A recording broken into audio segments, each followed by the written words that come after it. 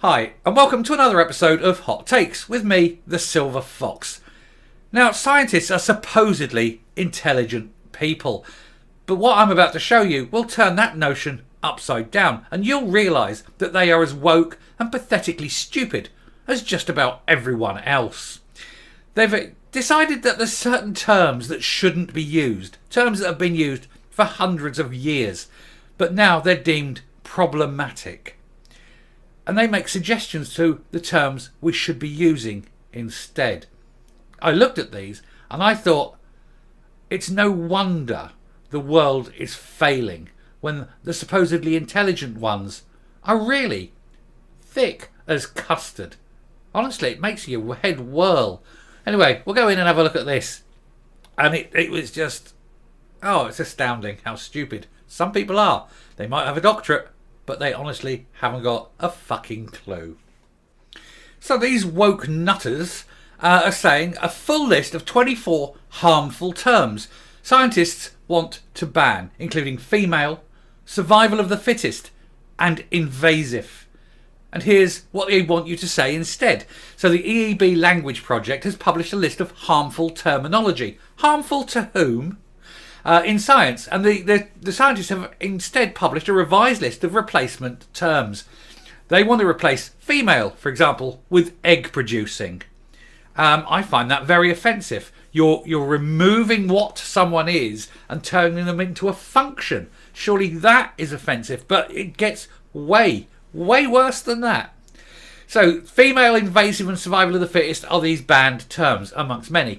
So in a new crackdown on harmful terminology in science, members of the Ecological and Evolutionary Biology Language Project, which sounds to me like a bunch of soy boy wankers, but I can't guarantee that that is the case. And it was founded by scientists in the US and Canada, hardly surprising then, and they've published this list of 24 harmful terms. Deemed offensive, but they haven't said offensive to whom. They've instead suggested a revised list of replacement terms. And honest to God, this is funny. So, writing in the Journal of Trends in Ecology and Evolution, researchers said efforts to champion inclusive language in science is particularly important for redressing the ongoing marginalisation of many groups. Right, really. I think we need to be looking at reassessing what it means to be a scientist and taking people who are this stupid completely out of it and not allowing them anywhere near a fucking laboratory because they are undoubtedly morons. And we're going to have a look at these terms and their suggestions, and boy is it good. So you can't anymore say alien, non-native, exotic or invasive because this is deemed to be xenophobic, anti-immigrant and militaristic. And they've given a whole selection of terms: non-endemic, newly arrived, non-indigenous, introduced, and nuisance species. So when I'm seeing the people coming off these boats across the English Channel, people who've never contributed to this country, people who are going to be a burden on this country, I can't call them non-native or exotic or alien. These scientists are saying I've got to call them a nuisance species. And if that's what they're calling for, then absolutely fine. That's now the official term. These scientists said that is now an acceptable term. They're no longer migrants because they're invasive and things like that. Oh, no, can't do that. But you are allowed to call them a nuisance species. So that's grand. We'll move on to the next one then. You can't say blind, double blind, or plant blindness. I don't know many plants. Well, potatoes. Okay, I'll give you potatoes. Potatoes have eyes, but other than that, plants are blind. Anyway, they're saying that is a disability metaphor, and you're supposed to use the term awareness.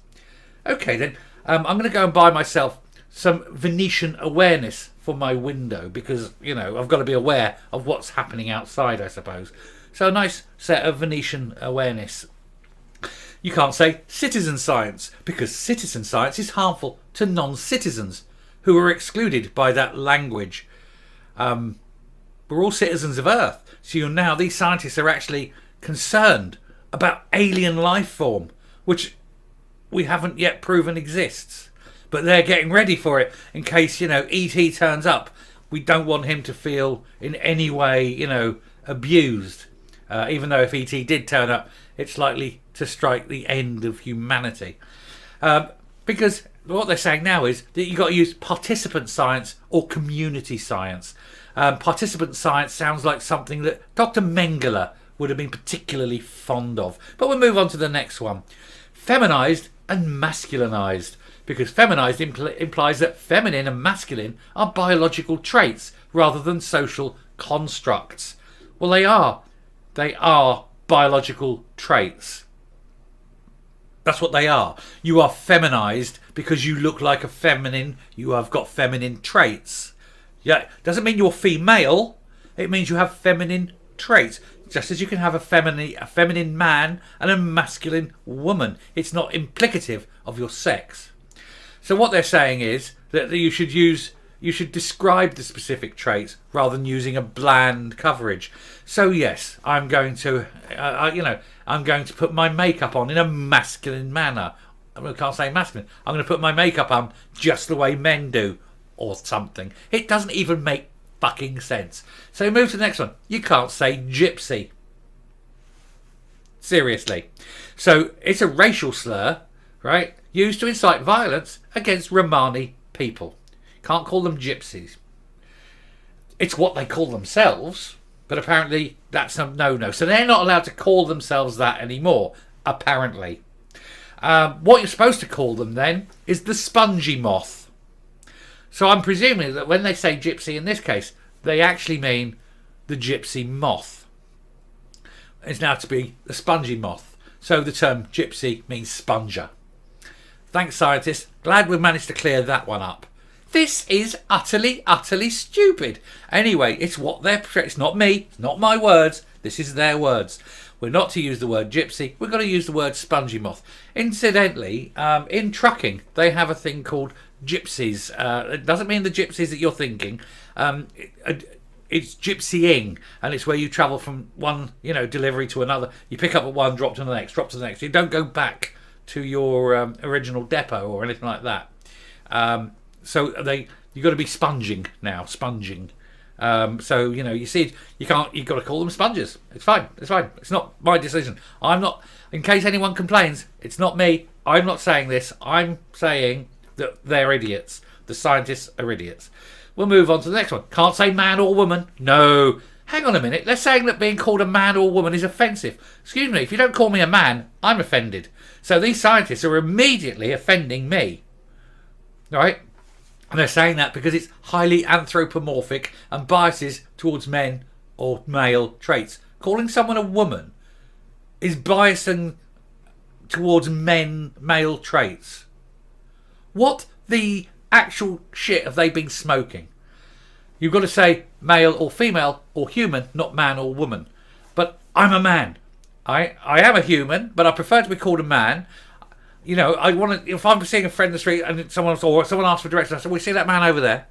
Here's it. You're going to say that man over there. You're not going to say that non-gendered incidental individual or some shit like that, because we don't live in the world that these scientists live in. We live in a completely different place called the real fucking world.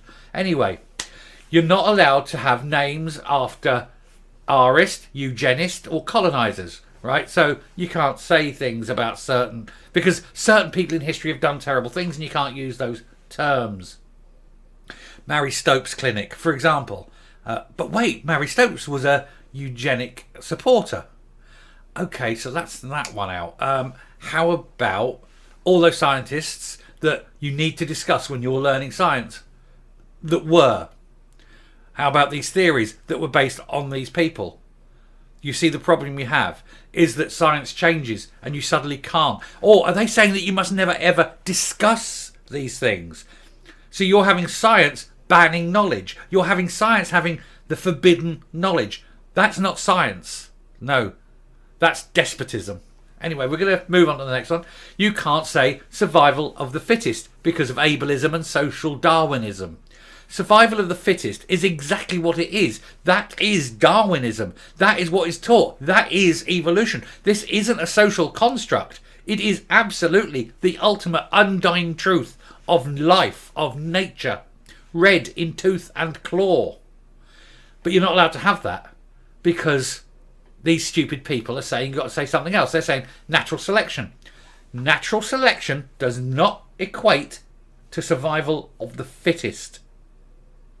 And survival differences isn't necessarily survival of the fittest. Survival differences might mean that you don't survive because your survival differences are different, which means that that person's survival is going to be more likely than yours.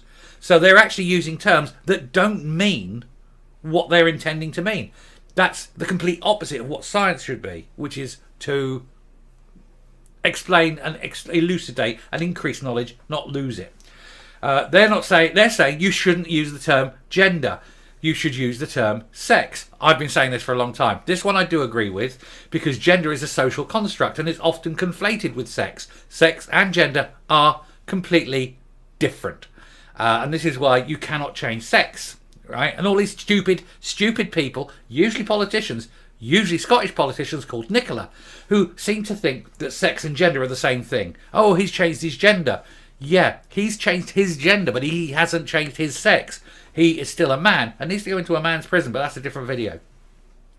They're saying you shouldn't have mother and father. You should have parent, egg donor and sperm donor.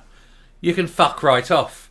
I'm a father. I'll always be a father. You don't like it. You are never going to be a father, are you? Because you haven't got enough balls to not be a father, for fuck's sake. And apparently these terms perpetuate a non-universal heteronormative and cisnormative view of parenting. So wait a minute, you're saying that gay people can't be fathers, lesbians can't be mothers? Okay, I'm getting confused here. Are you trying to be inclusive? Are you trying to say that a lesbian woman cannot be a mother? That's somehow wrong. Wow, you guys really haven't got a clue, have you? You're hanging yourselves with your own words. I'm not even going with the rest of this. There's tons. Saying you can't say race. Yeah, well, Formula One's going to suck, isn't it? What are you watching this weekend? You're watching the big population subspecies? No. They're wankers. Every single one of them are wankers. Anyway, I'm going to finish it and go up because it's just a stupid thing. I bet all these people are, at the public purse. I bet none of them's got a real job. I bet they're all sitting there, grubby little nobodies, sucking at the public teat on their little stipends and thinking how clever they are.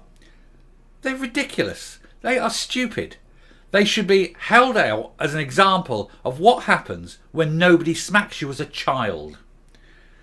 They need to get off whatever it is they're smoking, go and join the real world, go and earn a real bit of money from a real job, instead of sitting in these academic ivory towers pontificating on bullshit. It is absolutely ridiculous. And there's no way I'm ever going to stop calling people men, women, mothers, fathers, survival of the fittest, invasive species, my arse. Oh look, here comes the nuisance as they're walking up the beach.